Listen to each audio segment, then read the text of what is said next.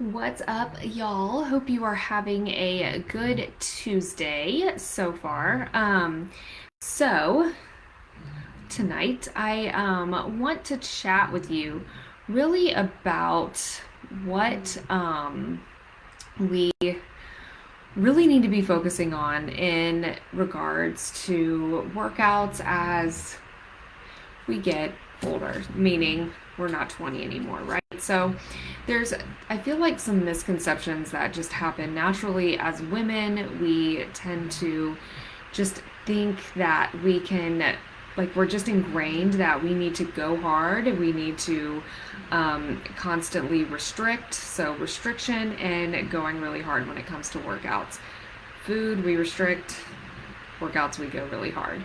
And while that can be a great benefit for some, and especially when we're older, I mean, younger, as we get older, it really starts to kind of shift in a sense and can almost work against us if we keep that mindset without thinking about things that we really need to be focusing on in a sense, and realizing and recognizing that our bodies have endured a lot in the past, however many years, however old we are, since we were 20, 25, even right when we are 30. Things change.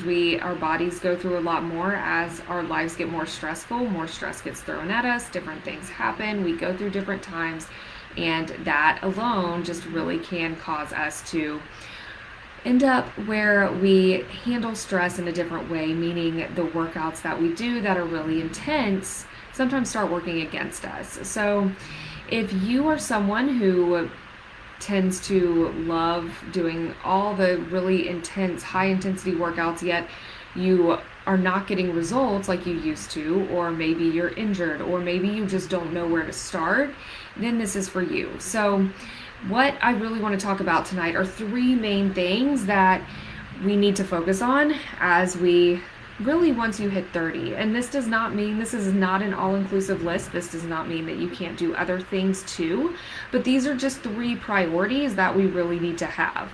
And there's reasons for that, right? So I want to really kind of dive into each one and tell you why, and then also kind of talk about how that should look. So really what we're going to get into first is, if you've been here for a while, you probably know one of the things I'm going to say, and that is resistance training. So resistance training, strength training, however you want to caption it, call it, whatever you want to do, this is one thing that really needs to be priority. And here's why. This does not mean that you have to do this every day. It doesn't mean that you have to do it 5 days a week.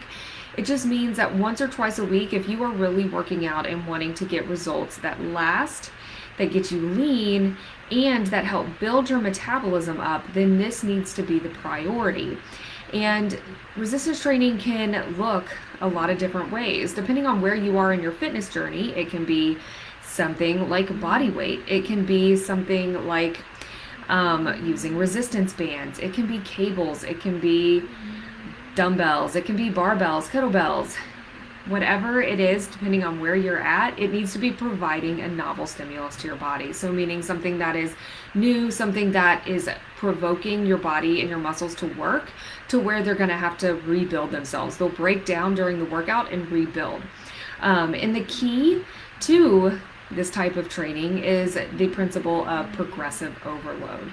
Now, I'm going to share something that breaks all this down in the group after this, but couldn't figure out how to share it on here without not ever seeing me. So the key is progressive overload. Now, progressive overload really is where you increase your resistance. So for example, you are doing body weight workouts and you feel like, say you've been doing like 10, 15 reps, whatever, of squats, body weight, and they just get really easy. Like now you can do 20, 30 if you really wanted to. Well, that can tell you that maybe you need to add some resistance. So you add some bands, or maybe you add a light weight and do it goblet style. Once that gets easy, then you go up to barbells or kettlebells, just lifting heavier. So you are always increasing resistance as things get easy, but it can also look in other ways too. So it doesn't always have to be just about resistance. It can be about overloading with different rep ranges, with different rest periods. So for example, if you're really focusing on strength,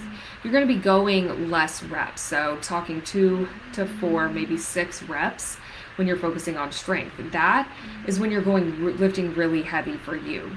And so you're going to require, body's going to require more rest time for that. So maybe resting 2 to 4 minutes in between each set. Whereas if you're doing 10 to 15 reps, you're resting for a minute, maybe a minute and a half at the most, or maybe even 30 seconds. Just again, depending on the programming, depending on the goal, what it looks like. But the key is you're changing things up, you're progressing and making your body working with your muscles, having them work to where they have to break down because of the external resistance that you're applying to them, and then rebuild when you sleep. So you can, again, it can look, progressive overload can look a lot of different ways. It can look from low, medium to high reps.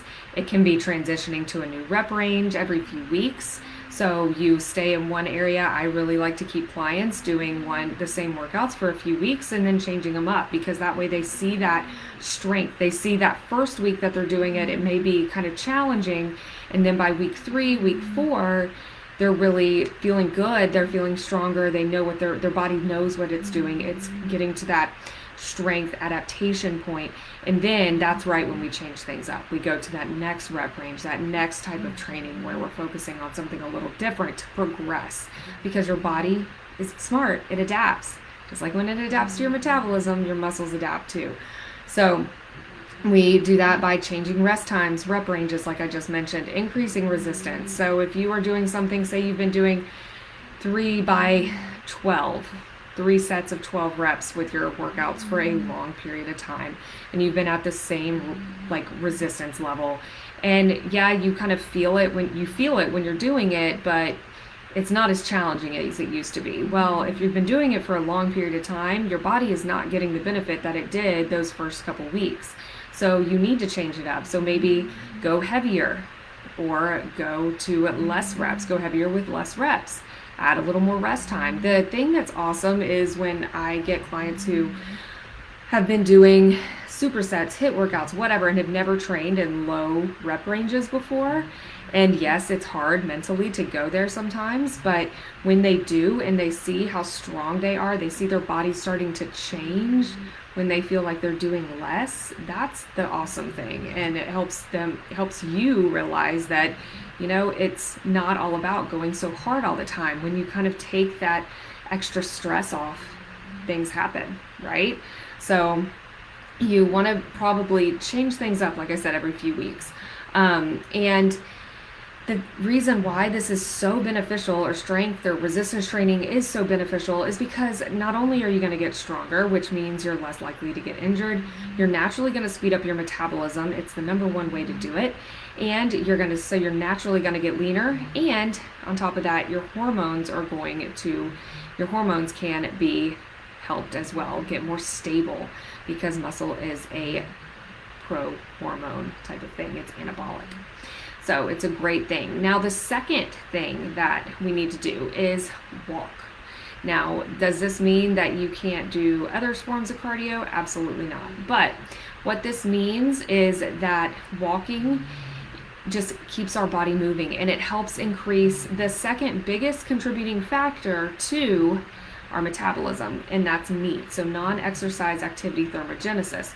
And that is where really we just get that natural increase in calories from movement, but not in a place where we're doing so much that we're hurting and adding stress to our body. This is staying below that 70-ish% of your max heart rate area. So you're getting that movement in, you're getting the fat burn, but you're not pushing yourself to that extreme to where it's going to kind of offset all the hard work you've done, because you're just adding fuel to the fire of your already stressed out body, right? So it's a great way that is low impact, and it just naturally helps speed your metabolism up. So we can tolerate a lot more of this, hence why step counting is such a big thing, like increasing your steps. It's something that I work on with clients a lot, because a lot of times you think you're getting a lot of steps in and you really aren't if you're not tracking it, or vice versa. And a way to, your body will adapt to how many steps, so you constantly have to keep building that up too. But again, it's a way to keep your metabolism, your body in a good place, and not to mention healthy. Now, like I said, this does not mean that you can't do normal, like if you are a runner and you love running, or if you love doing more sprinting, that sort of thing. Of course, you can still do that stuff. But the key is to not make that overtake everything else. So have it to supplement what else you're doing. So the main part of your workout focus is the strength training, and then you do a couple days a week of the conditioning that you love, and it's at a time when you're recovered. So that's the other thing to really remember. When you're doing more intense stuff as we get older, we have to prioritize recovery. If we are going to do these really intense workouts and we're not sleeping, we're under eating, and we have a lot of stress in other areas of our lives, yet we're adding this really intense workout on top of it, we're going to only dig ourselves in a deeper hole. And we're just adding stress to an already stressed out body. So that's why these things, the strength training or resistance training, the walking, are things that are going to help promote rebuilding and decreasing stress, building your metabolism back up so you can naturally get leaner. Your body will let go of body fat because your body holds on to body fat when it's stressed, because it's like its insurance policy. It doesn't want to let it go because it thinks something bad is going to happen and it needs to preserve it for you. So keep that in mind. And then the third thing is mobility. Now, mobility is something that every single person, I don't care how old they are, should be doing. But it's something that a lot of us just neglect because it's not always the fun workout. It's not the glamorous stuff, but it can make a world of difference. Naturally, a lot of people will avoid certain movements because, say for squats or lunges, their knees hurt. Well, your knees shouldn't hurt when you do a squat or a lunge. If they do, it means you have some imbalance, you have a muscle imbalance, or you are tight in your ankles or your hips, and you're overcompensating by driving your knees forward and putting too much pressure on your knees, so the right muscles aren't getting the right work. They're not working as they should, where they should be. For example, like with a squat, obviously your glutes and hamstrings and your quads are all working. Those are all muscles in your lower body. But if you are doing the movement wrong, or because you have tight hips or you have tight ankles and your knees are taking the brunt of it, then those muscles are not going to get stronger as a result, and you're not going to be able to do the move correctly, which increases your risk of injury as well. So we want to really focus on mobility no matter how old we are, and go through all the areas from shoulders to hips to ankles. If you feel specifically tight in one area, or if you know that you have an imbalance or something hurts when you do something, then figure out what could be causing it, what could be tight that could be causing it. A lot of times those imbalances, those pains, when we do certain things, are just from muscle imbalances because of tightness, because we're overcompensating in some area, because the right muscles are unable to do the work that they should be doing. So another muscle is doing it for them. So not to mention, mobility also helps with joints. It helps with any sort of arthritic or just joint pain or related conditions that tend to increase as we get older. It helps the joints stay more mobile and helps the muscles naturally work with the joints as they should, because you can get more range of motion out of them and you can do more things. So again, all good stuff that we should be doing, but we just don't realize sometimes that we do, or we're in such a hurry that we omit the mobility stuff because we just want to get the workout in. When in reality, the mobility stuff is going to help you get a better workout, and it's going to help you feel better. It's going to help you recruit more muscles, which is only going to help you get leaner, right? So you want to think about just when it comes to mobility, like I said a minute ago, if you have things that hurt, think about, or Google, or ask a coach, or ask someone what could be something that you could do, or what could be causing this. So kind of reverse engineer it. So if you have hip pain, or when you do something, then what could it be your back? Could it be your ankles? Our body is one big kinetic chain, so a lot of times something in our upper body that hurts can be stemming from how we're holding ourselves because of something going on in our lower body. and just that repetitiveness over and over and over again really starts to bear down on us and can affect us over time to where we have these pains, these aches, and these things that we shouldn't have, right? So, and not to mention, when we have poor mobility, we're not getting the most out of our workouts because either we're skipping exercises because we can't do them, or we are just omitting things altogether, and we're not being able to get that full range of motion with a squat or a lunge or with a press or whatever it might be. And that is not going to be able to get all the muscles working as they should, right? So you want to really think about that when it comes to mobility and prioritize it. You should do certain, like a few mobility exercises before every workout. And then if you can do them at night, you can do a 90-90, for example. I'll link up after this not only what I'm posting or what I'm talking about, but also just some mobility exercises in a guide as well, in case you don't have it. But those things are all good things to think about. So those three things, we've got resistance training, we've got walking, and we have mobility, are the three things that we really should focus on once we get over 30. Really at any time, but primarily over 30, because it's just going to help us get stronger, get leaner, move better, feel better, ultimately help our metabolism, right? And that's what we want as we get older. Sometimes we've got to remember, unfortunately, that we've been through a lot more as we get older, and that affects our body and how it responds to certain workouts, to certain things.